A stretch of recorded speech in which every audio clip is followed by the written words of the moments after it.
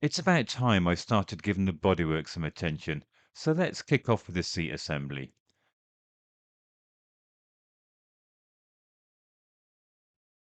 It's not a particularly pretty part of the bike with the seat extending up over the rear of the tank, but I guess it does form part of the overall aesthetic of the Le Mans. This picture is from when I first had the bike, and as I didn't, back then, intend to use the original seat unit, I took it off and stored it away. The assembly comprises a number of different subcomponents: the combined seat base and rear mudguard, the seat cushion, the tailpiece, the mounting bracket, the locking mechanism, and the rear light unit. Despite having taken thousands of pictures, I don't appear to have any showing the complete assembly from the top, but I do have this video giving a good view of the underside, and another video from when I refitted the partial assembly to check my alignment of the parts I had to weld back onto the frame.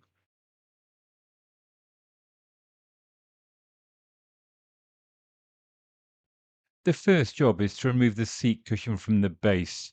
It's secured via these 6 bolts and their associated rubbers. It does appear that I'm missing at least one rubber, and I think it's fair to say that the bolts are pretty much ready for the bin. I drop all of the rubbers into a mix of isopropyl alcohol and wintergreen oil and leave them to soak overnight. These washers that sit inside the rubbers don't appear to conform to any metric standard, so I make a simple mandrel in the lathe and turn down some M6 stainless penny washers to the required diameter.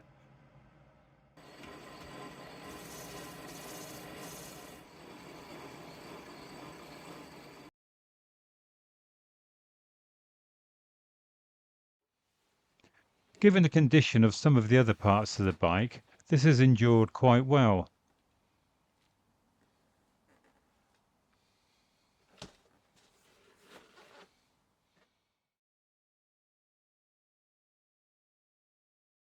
The whole assembly is fixed to the bike via this mounting bracket at the rear, which is bolted to the ends of the top frame rails.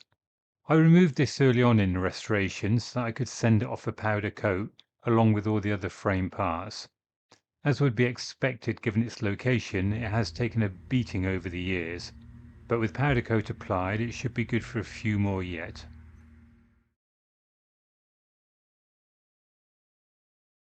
The tailpiece is held in place by 2 of the bolts holding the seat cushion to the base, plus an additional 2 large-headed bolts into the rear of the cushion.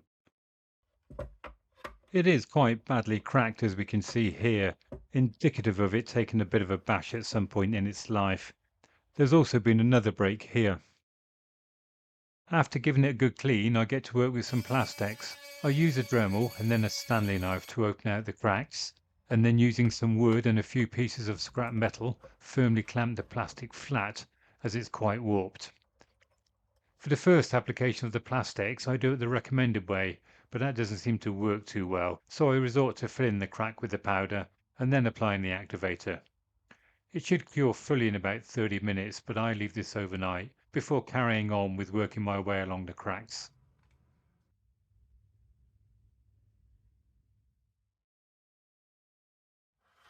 I'm not convinced that this won't crack again, so to give it some more strength, I superglue a piece of black acrylic to the back side. Once the glue has gone off, I get to work with some sandpaper to remove the excess plastics.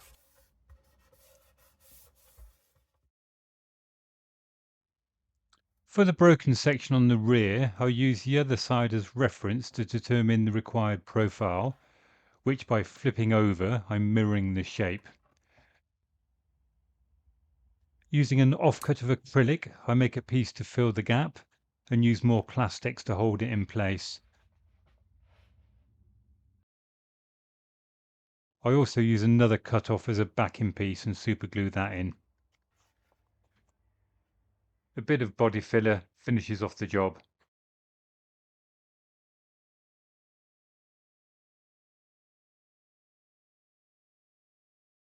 The rear light unit is attached to the base via 2 studs and 2 bolts, and you can see here that I managed to snap off one of the studs when I tried to remove the nut. The other comes off a lot easier, as do the 2 bolts. I have no idea what the other 2 holes are for. With it on the bench, we can see that there are a couple of spaces fitted over, or rather rusted to, the studs. I'll come back to those later and get on with stripping the unit.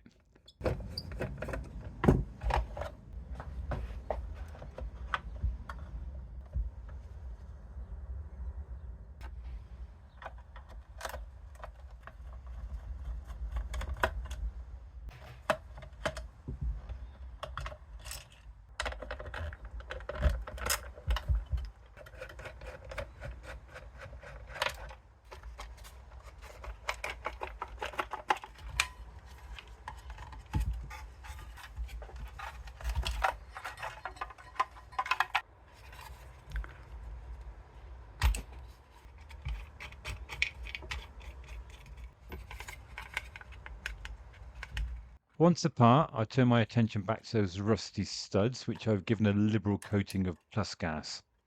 It takes a bit of effort with some mole grips, but the spacers do come off and I can remove the internal bracket, which clearly has not weathered well at all.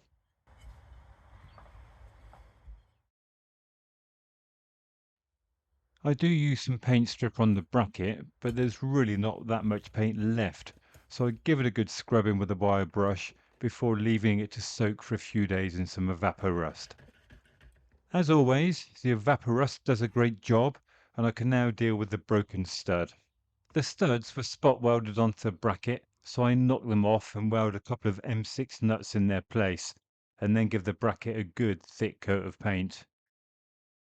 The part is hidden away, so I'm not looking for a good finish. Once the paint dries, I reassemble the unit using new stainless fasteners. There are a couple of points to note. Firstly, the reflector plate is warped due to overheating at some point, but there's nothing I can do about that.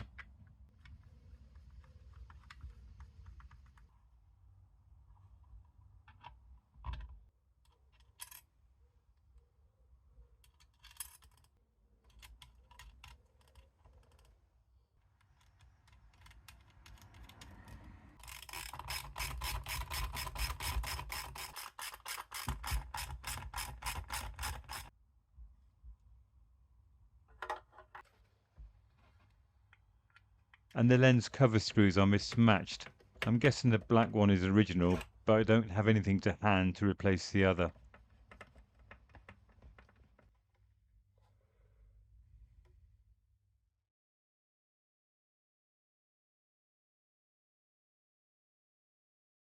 The seat latch is crude, but I guess it's effective. It is all a bit of a mess, so I drill out the rivets and remove all of the parts, including the prop.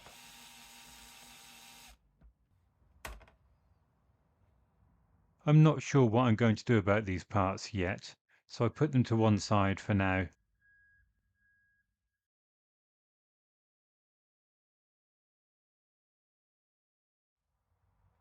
The part that has taken the most abuse over the years is the combined seat base rear mudguard.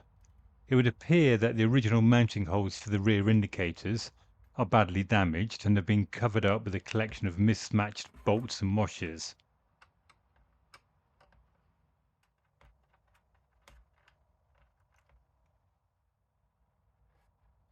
With these removed, we can see the extent of the damage, with sections missing and multiple cracks. I am assuming that the other pair of holes were added at a later date to relocate the indicators.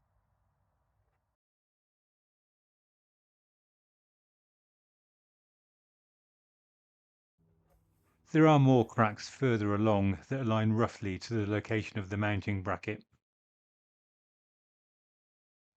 As the unit is made from fiberglass, it shouldn't be too difficult to repair.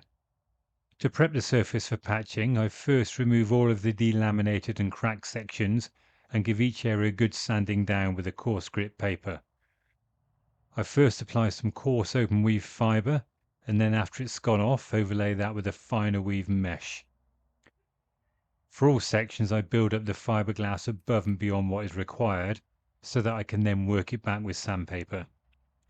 For the sections that are broken away, I first apply the fiberglass from one side against some masking tape, and then build up the other side.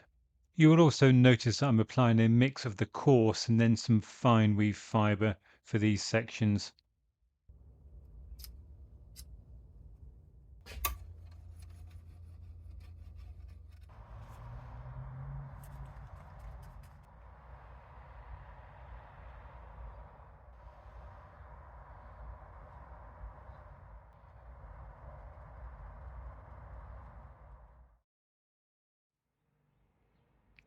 Once I'm happy with fixing the cracks and filling the broken parts, I get to work with some sandpaper to remove the excess and then give all sections a liberal coating of filler, which allows me to bring it back to shape.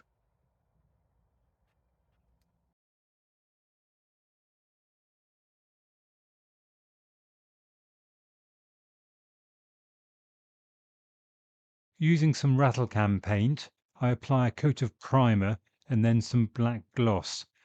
However, I'm only aiming to give what will be the visible parts a good finish. The section that will be underneath the seat and the underside, I'm not too worried about.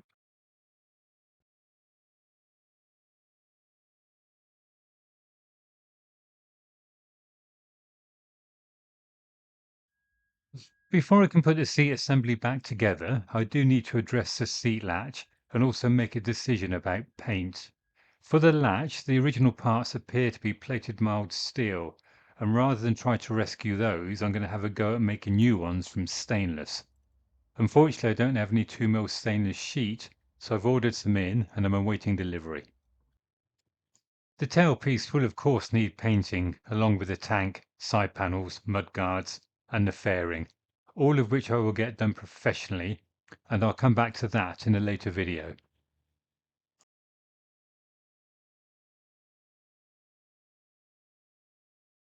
Thanks for watching.